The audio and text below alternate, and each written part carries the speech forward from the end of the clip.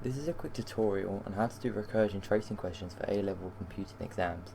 The example question is from question 4, June 2013, part D. In this question, it starts off by us inputting the value 1 for the position integer. So therefore, to start with, we put in the position value as 1. We then draw a box with a 1 inside. This indicates our first procedure has the value of 1 for the variable. Next, we do the first line of the code, which says if b is greater than 0, which, if we look at it, b with position, replace position with 1, because we've got 1, we see it's actually equal to 2, which it is, so therefore we go back and call the procedure again. So position now becomes 2, we put a 2 on the outside and draw a box around that. And so we don't get confused, we draw an arrow going outwards. So now we know that we've got procedure 1 and procedure 2 going, but procedure 2 has to be completed before procedure 1. So now we're in position value 2. We have to start the whole procedure again. So we check if b2 is bigger than 0, which we see over here that it's actually equal to 0, so we ignore the rest of the statement. We go to the next line.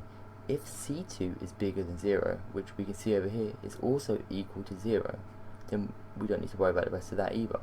So therefore, we just output a, and we see that the value of a2 is equal to 4.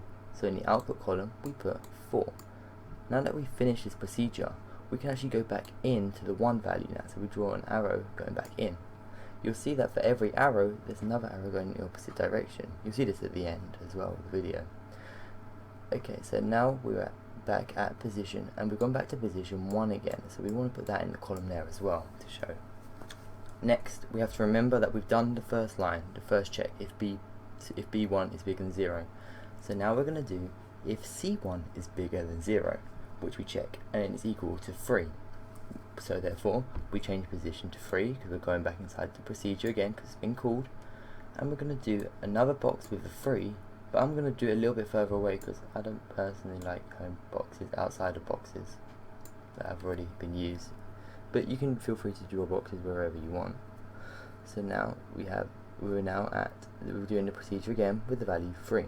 So we check if b3 is bigger than 0, which we can see it is. It's actually equal to 4.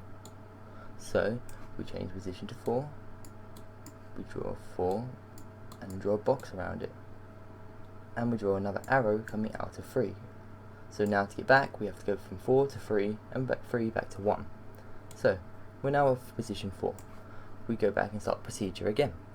If b4 is bigger than 0, which we look, and it's equal to 0, so we don't have to worry about the rest of the line.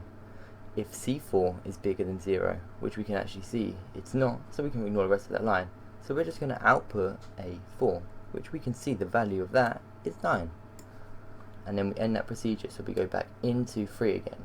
You see the 2 arrows, one going out 3 to 4, and 4 going back to 3. It's a pair. Now we're back at 3 again, so we put 3 back into the position just to make sure we've got a good track of what's going on.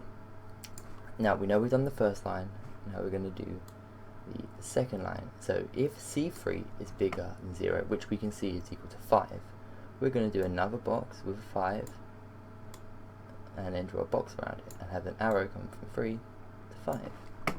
So now we'll have a 5 in the next box. We then go through the whole procedure again and go if b5 is bigger than 0, which we can see it is not, it's equal to 0, so we ignore the rest of that line. If c5 is bigger than 0, which we see it isn't, we ignore the rest of that line. So therefore output a5, which we can see as 6. So we just put in the output as 6. We end the procedure, so we go back to where we came from. There we go. So now we're back at 3 again. And what we realise with 3 this time is we've done if b3 and we've done c3. So now we just output a3, which is the star. Now we've done a3, we've ended the procedure with 3 now. So we go back to where 3 came from, which was 1. So we go back to 1. So we write a 1 back in the position vector variable. If b1, we've already done if b1 is bigger than 0, and we've done if c1 is bigger than 0. So now we just output a1, which is plus. And we end the procedure. And that's it. If you look at the mark scheme for that exam paper, yeah, it matches it perfectly, exactly correct.